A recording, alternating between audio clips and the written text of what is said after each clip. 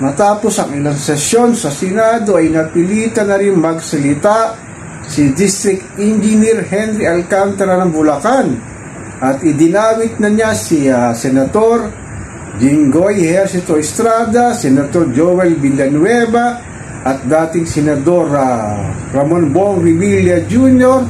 Kasama dito ang kanyang amo na si Yusek Bernardo at si Congresswoman Miss Kaayo ng Caloocan. Grabe, ano?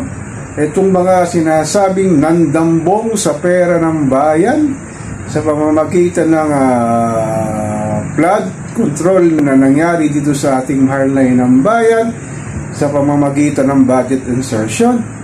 Ito talaga si Jinggoy Estrada at si Bong Revilla talagang na-convicted na to at pinawalang sala nga ng Sandigan Bayan sa kanilang kaso sa sinasabing maanumalyang PIDAP na sinasabing ang nakulong lamang ay si Janet Napoles at itong dalawang sinasabing dating Senador Ramon Bong Revilla Jr. at kasalukuyang senador na si Jinggoy Estrada ay talagang na-acquit nga sa kasong pandarambong. Pero dito kaya sa sinasabing anomalyang flood control, tuluyan na silang makusawan at makalaboso. Ang sinabi nga ni Department of Justice Boying Rimulya ay naghahanda na raw itong kasuhan ng mga sinasabing sangkot dito sa maanumalyang flood control. Itong mga hindi na kasi tayo natuto tayo sa pagboto, lalo na to si Jinggoy Estrada, nakalusot na naman sa Senado.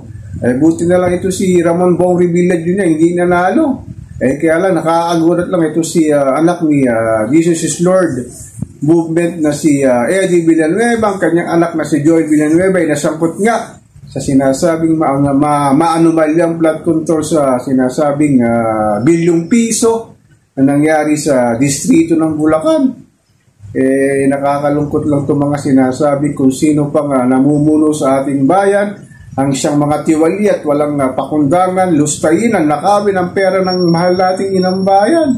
Lalo na itong si Jinggoy Estrada, kakatanggilan niya sa nagdaang session sa Senado. Kanina nagbigay na naman ng privilege bill at pinabulaanan nga niya ang sinasabing maanumalyang scam na to na sinasabing sangkot na naman siya. At ito rin si Joel Villanueva na sinasabing nag-deny na naman. Kaso mukhang wala na yata kayong lusot at sinasabing makukulong na talaga kayo. Talagang sa nangyayaring pag-ulan at bagyo dito sa ating mahal na inang bayan, sa labas ng Metro Manila at sa loob ng Metro Manila ay sinasabing walang humpay ng pagbaha. Itong mga sinasabing mga politiko na hayahay lamang sa buhay talagang nagpapasasa sa pera ng ating mahal na inang bayan. Sana matuto na tayo sa susunod na election itong mga tao na ito na wag na nating iboto sa darating na election sa 2028. Idinamay din ni Bryce Hernandez na assistant ni Henry Alcantara ang tatlong sinasabing congresswoman at congressman sa sinasabing distrito ng Bulacan. Ang hinihintay ko lang bakit hindi pa pinangangalanan si Martin Romualdez sa sinasabing pinakautak ng mga budget insertion sa mababang kapulungan at puro lamang si Saldico ang sinasabing may utak daw itong mga sinasabing mga maanumalyang mga sinasabing budget insertion, mga ghost project na nangyayari sa ating inang bayan. Sana naman talagang may mangyari at makasuhan itong mga tao na to. Kaya lang nakakalungkot dito sa dami ng perang hawak nila. Talagang kukuha ito ng mga galing na abogado sa pamamagitan ng kanilang salapi na hawak. Talagang maraming technicalities kasi wala nang sinasabing resibo, walang paper trail na maaring sinasabing magkaroon ng malinaw na ebidensya. Ang sinasabi nga ni Jinggoy Estrada, hindi naman daw siya tinuro ni District Engineer na si Henry Alcantara. Sinasabing wala silang personal na pag-uusap. Ngunit ang sabi nga ni Alcantara ay nag-usap sila ng kanyang dati boss sa DPWS si Yusek Bernardo. Ang siya raw nakikipag-usap kay Jinggoy Estrada. Ngunit ito si sinasabing District Engineer na si Alcantara, meron daw siyang sinasabing personal na makikipag-usap naman kay Senator Joel Villanueva at si sinasabing dating senador na si Ramon Bong Revilla Jr.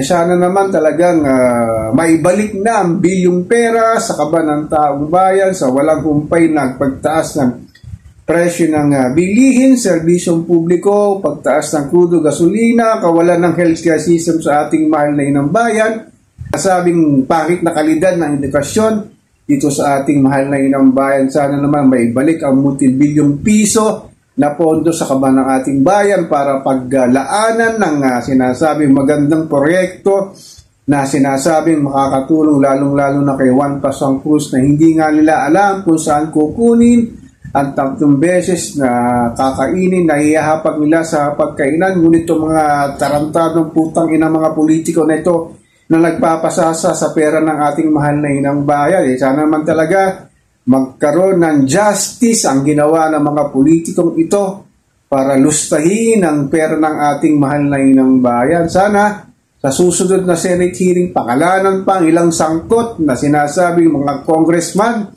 na sinasabing congressman na at the same time may mga sari-sariling construction company at pakalanan na rin sila sa sinasabing pandarambong dito sa ating pera ng ating mahal na inang bayan. So ako po si Papa Ken, patuloy po akong magmimirror, magmamatsyag dito sa pang-araw-araw nating buhay at kaganapan dito sa ating mahal na inang bayan.